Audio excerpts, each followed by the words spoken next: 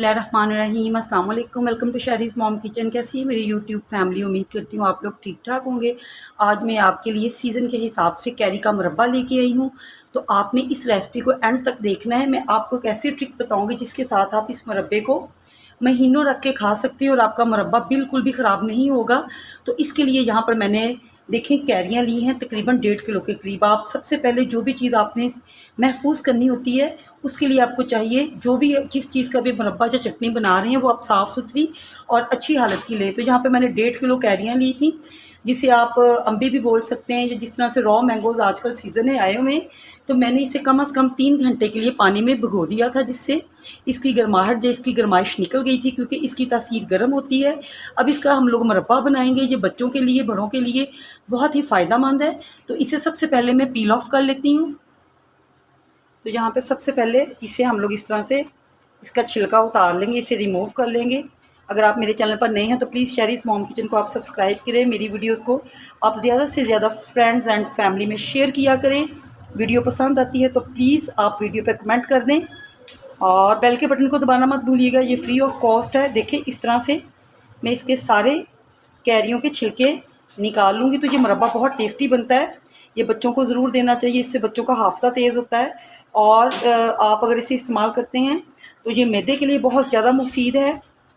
देखिए इस तरह से मैं सारी कैरियों के छिलके उतार लूँगी और फिर मैं आपको इसकी कटिंग करके दिखाती हूँ। तो मैंने इन रॉ मैंगोज़ को इनका छिलका रिमूव कर दिया है। अब हम लोग करेंगे इसकी कटिंग। तो कटिंग आपकी मर्ज़ी पे डिपेंड करता है कि आप इसकी बड़ी कटिंग करना चाहते हैं या आप इसकी छोटी कटिंग करना चाहते हैं। बिस्मिल्लाहिर्रहमानिर्रहीम। ये देखें, इसे इस तरह से चारों तरफ से इसे पहले इसे मैं इस तरह से काट लूँगी। तो ये देख लें, बहुत भी आप बारीक मत कीजिएगा और बहुत मोटे भी नहीं। तो मैं इस तरह से ये स्लाइसिस में रखूँगी। मैं इससे ज़्यादा लंबे और इससे ज़्यादा बारीक नहीं करूँगी। यहाँ पर मैंने सब कैरियों की कटिंग कर ली है। तो नेक्स्ट प्रोसेस करते हैं।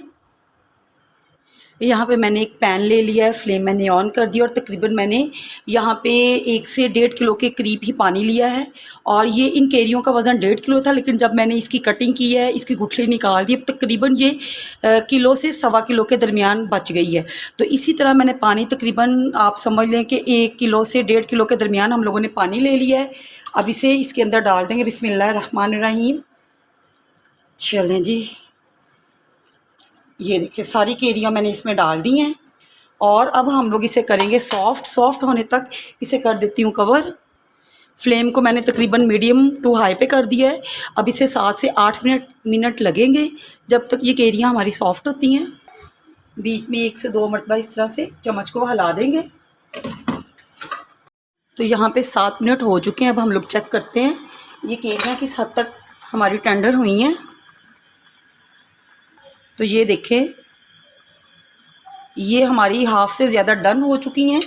अब इस स्टेज पे मैं डाल दूँगी इसमें चीनी। बिस्मिल्लाहिर्रहमानिर्रहीम। मैंने 3 पाव के करीब चीनी डाली है। आप चीनी को अपने अकॉर्डिंग टू टेस्ट कम या ज़्यादा कर सकते। 1.5 किलो कैरियाँ थी ना, जब मैंने इनका छिलका वगैरह उतार दिया तो ये तकरीबन किलो सवा किलो के करीब रह गई। तो इस हिसाब से मैंने 3 पाव के करीब इसमें चीनी डाली। अगर आप चीनी ज़्यादा पसंद करते हैं तो आप इसमें तकरीबन सवा किलो के करीब भी चीनी डाल सकते। तो अब यहाँ पे फ्लेम को मैंने फुल हाई कर दिया, हाई फ्लेम पे इसे हम लोग पकाएंगे। इसका साथ साथ शीरा तैयार करेंगे। और यहाँ पे मैंने तकरीबन 4 से 5 ली हैं इलायचियाँ, जिनके मैंने मुंह खोल दिए हैं। इसे साथ में ऐड कर देंगे। इससे बहुत अच्छी एक खुशबू और एक फ्लेवर आ जाएगा इलायची का इसमें। और इसके कलर के लिए मैं इसमें डाल दूँगी थोड़ा सा food colour, orange food colour.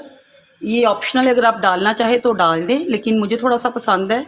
इससे बड़ा एक कलरफुल मतलब एक टेक्स्चर इसका अच्छा आएगा और ये इसका मतलब कलर और अच्छा हो जाएगा। अब इसमें मैं तकरीबन ½ टी स्पून के करीब इसमें जाएगी सुरख मिर्च पिसी हुई। इसमें मैंने ½ टी स्पून के करीब इसमें सुरख मिर्च मैंने ऐड कर दी है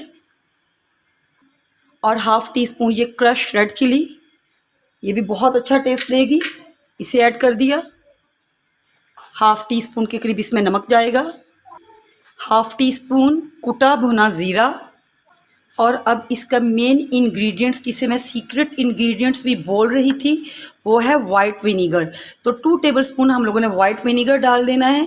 इससे ये है कि हमारा मुरब्बा ख़राब नहीं होगा, क्रिस्टल्स नहीं बनेंगे और इसकी शेल्फ़ लाइफ बढ़ जाएगी। तो वो मैंने ऐड कर दिया है साथ ही। और मैंने यहाँ पे लिए हैं चारों मगज़, ये 2 टेबलस्पून के करीब है। आपकी चॉइस पे डिपेंड करता है, अगर आप डालना चाहें तो डाल लें, मुझे पसंद है तो इसलिए मैंने डाल लिए। मुझे मुरब्बे में ये बहुत ज़्यादा अच्छे लगते हैं। हाफ़ टी स्पून के करीब इसमें जाएगी कलौंजी। कलौंजी से भी इसका टेस्ट बहुत ज़बरदस्त आता है।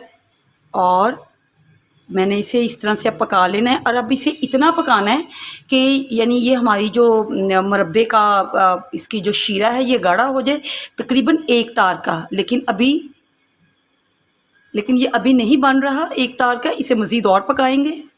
यहाँ पे हमारा आम का मुरब्बा तैयार हो चुका है, इसका शीरा भी गाढ़ा हो चुका है।